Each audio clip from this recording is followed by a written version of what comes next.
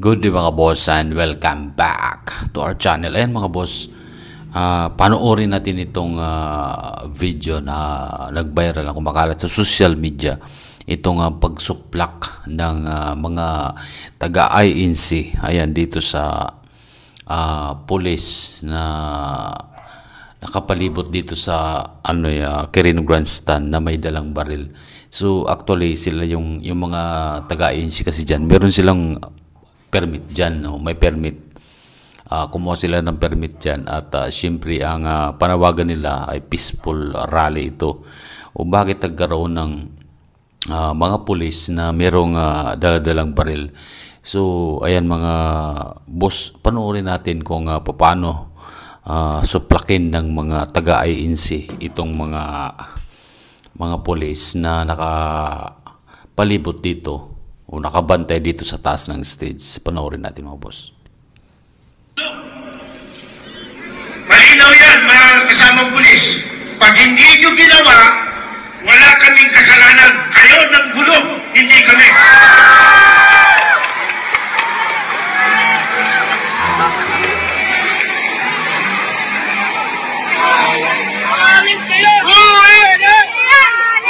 Pinaalis na sila eh. May mga baril to eh. Diba hindi nyo ba narinig yung panawagan? Anong preso kayo? Anong preso kayo? Anong preso sumadalo?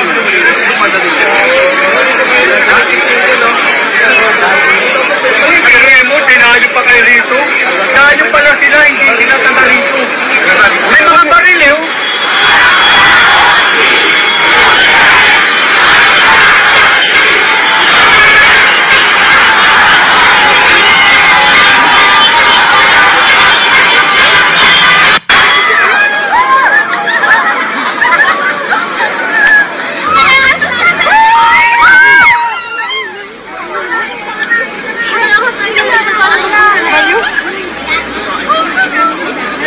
Laila, sayang-saya.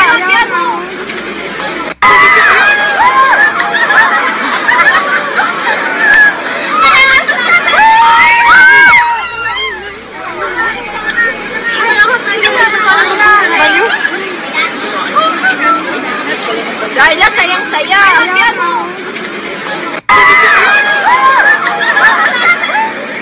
Binababala namin. Pumunta kayo sa pwesto nyo, wag dito.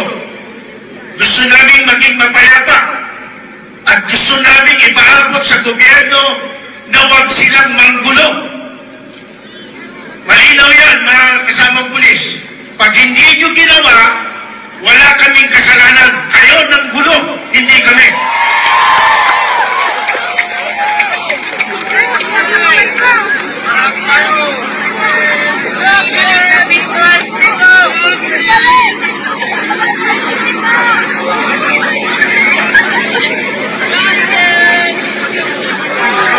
Mga kapulisan, mapayapa ito. Nagpakalam kami sa gobyerno, may permit kami. Nagipag-ikli. Huwag kami ang ikikanto.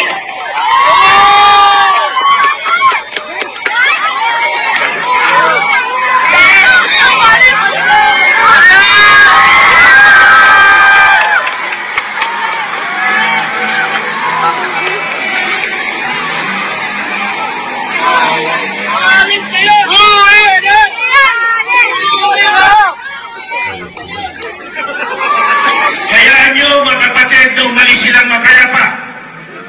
Hayaan nyo. Sa patensikaw nyo, umali silang mapayapa. Sumusunod lang ang mga yan sa order na balik.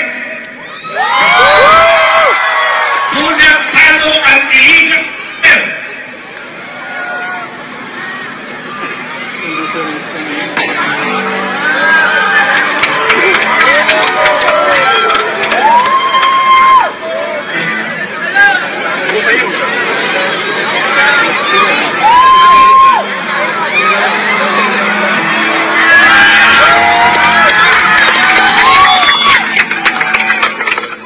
So welcome back to the channel. So merong viral TikTok video ngayon na nagpapakita ng isang siguro ministro to or spokesperson na nag-warning sa mga pulis na huwag manggulo. Okay, nireiterate niya, meron silang permit. Ayan, sa video ni Mark Joseph, 56. Tama naman yan. Meron silang permit at alam naman nila na ang rally kasi nila ay for accountability, transparency and justice. So alam naman natin na pagka ang INC ang mag-rally, peaceful, walang gulo kasi actually ipinagbabawal sa kanila. Sa bago silang mag-rally, merong mga merong mga panuntunan na dapat sundin, kaya alam nila na hindi naman sila pumunta dyan para mag-destabilize o destabilizer.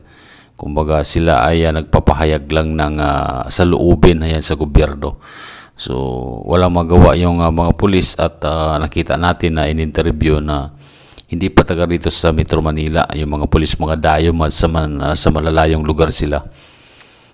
So at bakit wala silang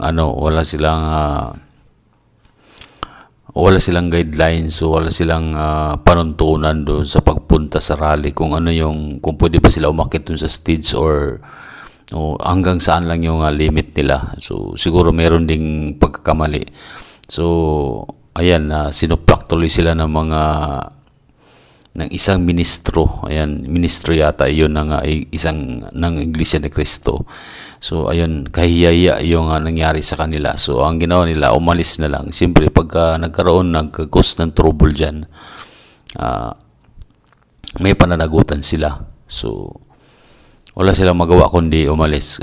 Ayan mga boss, anong mga opinion nyo dito? Ayan, kung meron kayong mga opinion, reaction, ayan, please paki-like, share and subscribe na rin sa ating channel. Ayan, maraming salamat mga boss.